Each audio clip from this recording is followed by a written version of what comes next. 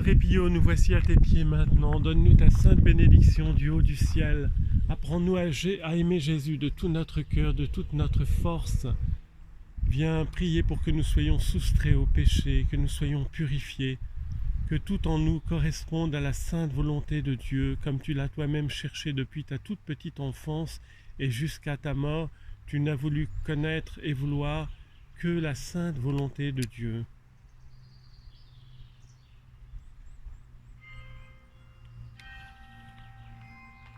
Alors quelques mots de plus sur Padre Pio.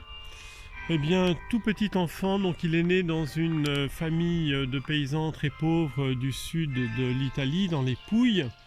Il avait très tôt la vocation sacerdotale et religieuse comme capucin. Tout petit enfant, il a eu à endurer de très grandes attaques du démon, qui savait qu'il était une âme de prédilection. Donc à travers toutes sortes de cauchemars et d'agressions, dès petit enfant, il a combattu le démon, qu'il combattra toute sa vie, par le jeûne, par la pénitence et la prière. Et Dieu le gratifia de dons extraordinaires de clairvoyance.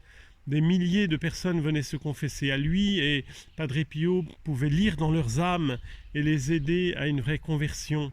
Il a été persécuté, il a été diffamé, on l'a accusé d'être de toutes sortes de vilaines choses, à tel point même que eh bien, ses supérieurs ont cru qu'il était vraiment un prêtre prévaricateur. Donc durant des années et des années, il a été interdit de ministère, condamné comme s'il était un pécheur public alors que ce n'était que de la diffamation.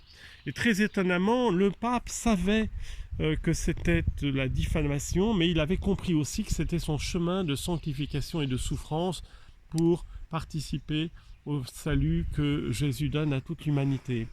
Et Padre Pio a reçu les stigmates de la passion du Christ. Donc, il a reçu la marque des plaies de Jésus dans ses mains et dans son côté, et qui se mettait particulièrement à saigner le vendredi à chaque fois qu'il disait la Sainte Messe.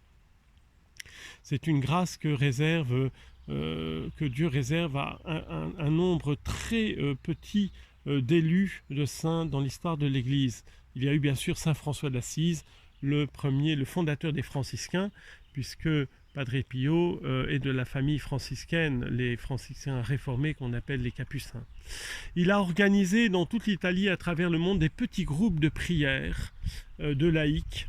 Et puis, Padre Pio a aussi énormément récolté de dons pour les malades et les pauvres. Il a donc fait construire un gigantesque hôpital pour le soin et le soulagement de toutes sortes de maladies.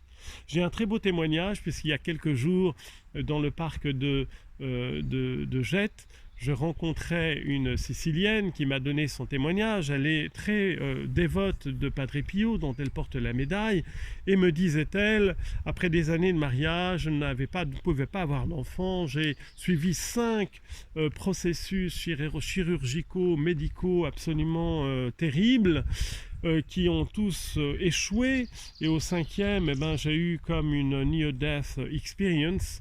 Mon âme s'est sortie de mon corps, elle a goûté quelque chose du ciel, et puis son âme est redescendue dans son corps, et là elle s'est dit, je vais faire un pèlerinage à Padre Pio.